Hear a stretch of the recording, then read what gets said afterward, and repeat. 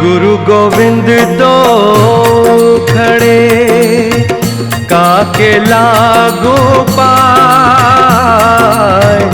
गुरु गोविंद दो खड़े काके लागू पाए। बलिहारी गुरु आपने गोविंद दियो बताए। कबीरा गोविंद दियो बताए।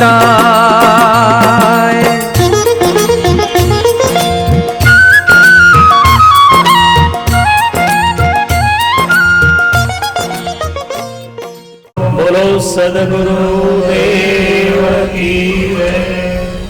આ આરતીનું વિધાન જે આનંદ આરતી છે, જે જ્ઞાન આરતી છે, જ્ઞાન આરતી અમૃત વાણી સદગુરુ કબીર સાહેબ આપણને આ અમૃતનો બોધ આપી રહ્યા છે, જે જ્ઞાન આરતી આપણને સમજાવી રહ્યા છે, જેનાથી જ્ઞાન યોગ ન સાધ્ય બનતો હોય, અષ્ટાંગ યોગ ન સાધ્ય બનતો હોય, ભક્તિ કરવામાં પણ જેને તકલીફ પડતી હોય તો એને કહે કે ભાઈ તું આરતી કરતો, કારણ આરતીની અંતર્ગત આ બધું આવી જાય છે, જ્ઞાન પણ આવે, યોગ પણ આવે ને ભક્તિ પણ આવે। અને એટલે જે આરતીનું બધું વિધાન સમજાયું, કેવી રીતે ભૂમિનું પૂજન કરવાનું, ભૂમિની કેવી રીતે તૈયારી કરીને પછી ત્યાં ચંદરવો બનાવવાનો, અને ચંદરવો બનાવ્યા પછી કેવી રીતે ગાદીની સ્થાપના કરવાની, ચંદરવામાં કેવી રીતે પુષ્પહાર લગાડવાના, અને ગાદીની સ્થાપના કર્યા પછી સંત સદગુરુને આમંત્રણ આપવાનું કે આપ આવો અને આ આરતીની તૈયારી કરો। તો જે સંત છે એ બધી વ્યવસ્થા કરે, બધો આરતીનો મંડાન ત્યાં તૈયાર કરે, અને પછી જ્યારે બધું મંડાન થઈ ગયું તત સ્નાનમ ગુરુ કૃત્વા સુલગ્નમ સાધયેત પુનઃ આસને સુસ્થિરી ભૂય ચૌકમ ચારુ વિપુરયે। ત્યારે પછી જે સંત છે, સદગુરુ છે, એમાંથી વિધિવત સ્નાન વગેરે કરીને પવિત્ર થઈને લગ્ન જોઈએ। 4 પ્રકારના લગ્ન હોય છે, જયમુની, જગપતિ, કેતકી અને વ્યાલ। આ ખાસ લગ્ન છે। એમાંથી જયમુની લગ્ન કે જગપતિ લગ્ન લઈ લે, અને એ પ્રમાણે પછી વિધાનપૂર્વક એ ચોક પૂરવામાં આવે, અને જ્યારે એ સુંદર ચોકનું નિર્માણ કરે પછી ચોકમાં દરેક વસ્તુઓ મૂકવાની હોય છે। ચોક મધ્યે ધરેત પશ્ચાન નિર્ભગ્નમ કદલીદલમ તદુપરી ચ વસ્તુની પવિત્રાણી વિધારયેત। પછી ત્યાં કેળનું પાંદડું મૂકે, કેળના પાન ઉપર બધી વસ્તુઓ મૂકવાની શરૂઆત કરે।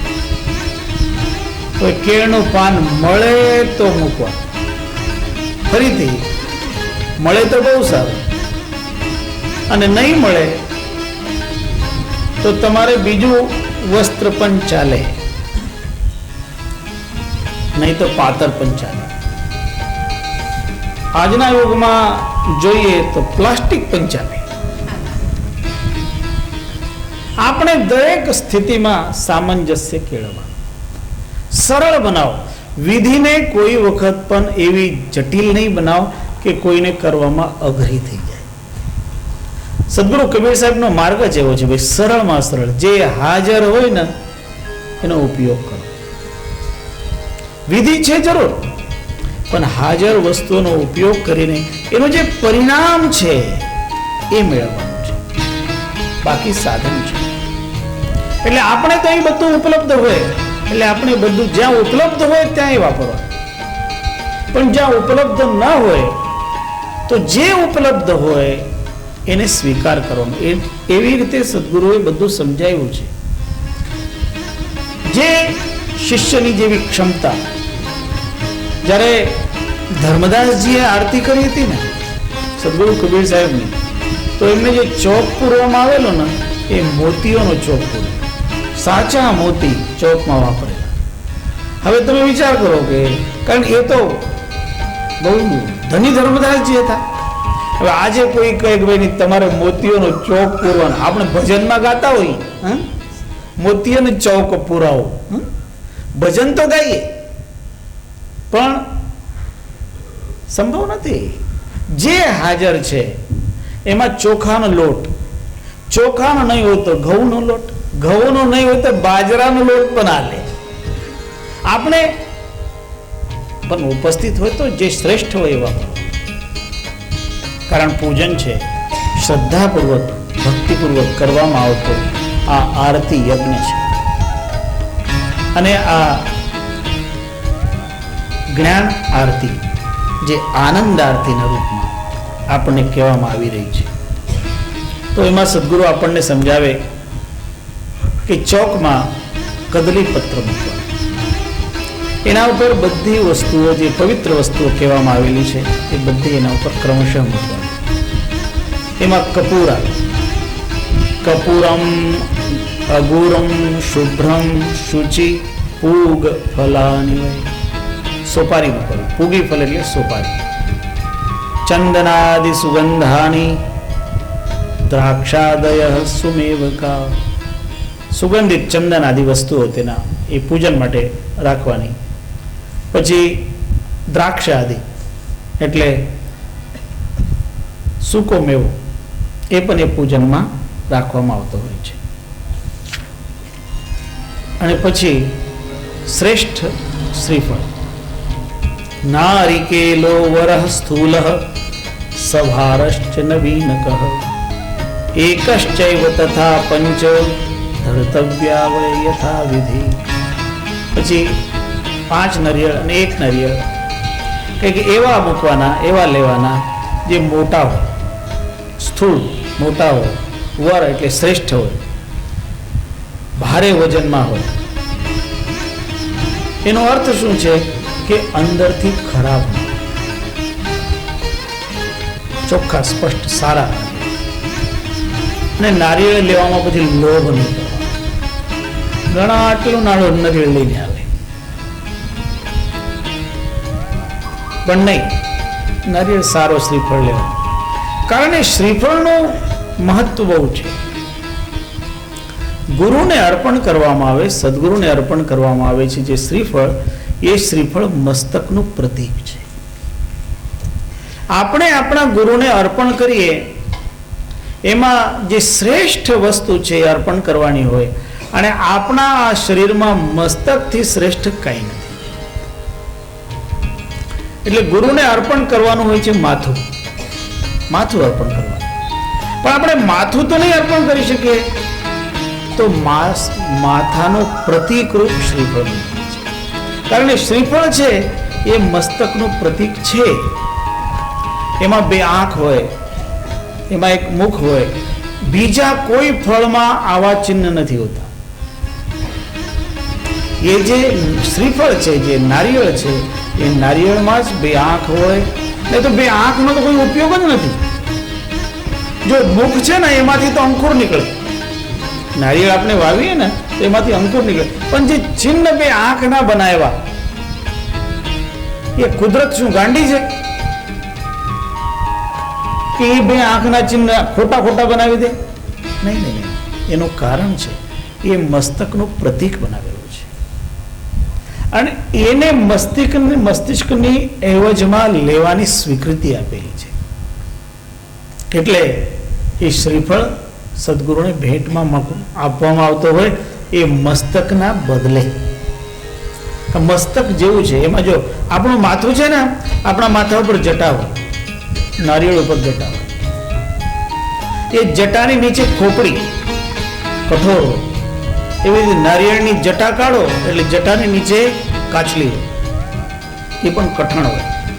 પછી જે એની અંદર શું છે, એની અંદર ટોપરું છે જે મગજ કહેવાય, એની અંદર જલ છે, અને તમને એમાં એ શું કામ નારિયેળ સદગુરુએ પસંદ કર્યું એનું કારણ કહું.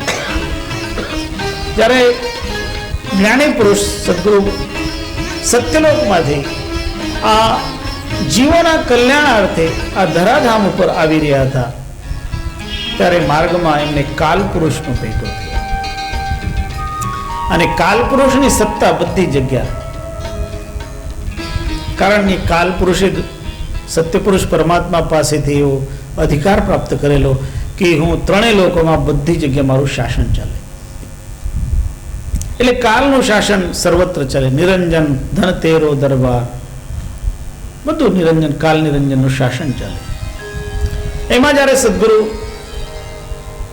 કાલ નિરંજન સાથે મળ્યા ત્યારે કાલ નિરંજને કહ્યું કે તમે ધરતી ઉપર જીવોના ઉદ્ધાર માટે જઈ રહ્યા છો, એ બધા જીવો તો મારા શાસનમાં રહે છે, તો તમે એમને બહાર કાઢવાની કોશિશ કરો તો એમને એમ તો તમે બહાર નહીં કાઢી શકો, તમારે મારો ટેક્સ ચૂકવવો પડે.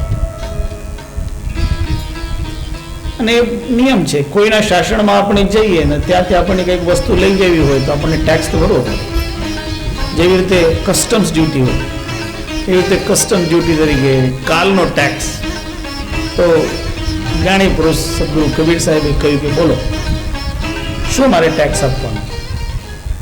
તો કાલ પુરુષ કહે કે તમને જે કંઈ ભેટમાં મળે એનો ઉપલો ભાગ અને અંદરનો ભાગ, ઉપલો ભાગ પણ અને અંદરનો ભાગ પણ મને ભેટ રૂપે જોઈએ, એમાં મારો હક.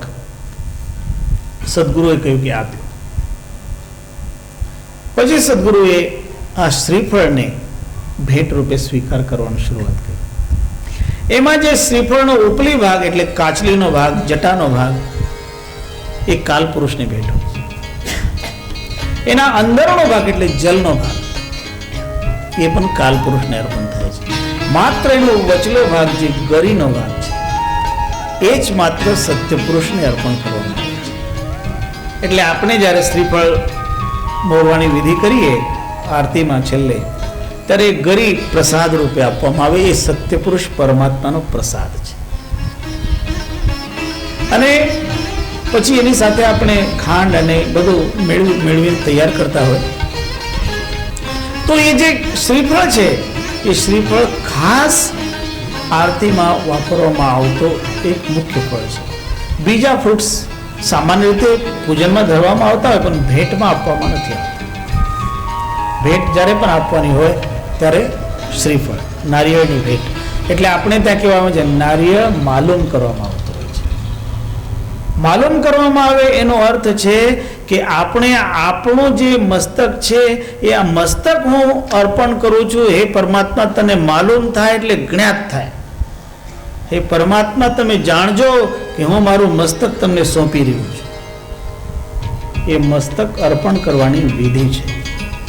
અને કબીર સાહેબ કહે છે કે અહીં તો તમે મસ્તક અર્પણ કરો ને તો જ અંદર પ્રવેશ કરી શકો. યહ તો ઘર હૈ પ્રેમ કા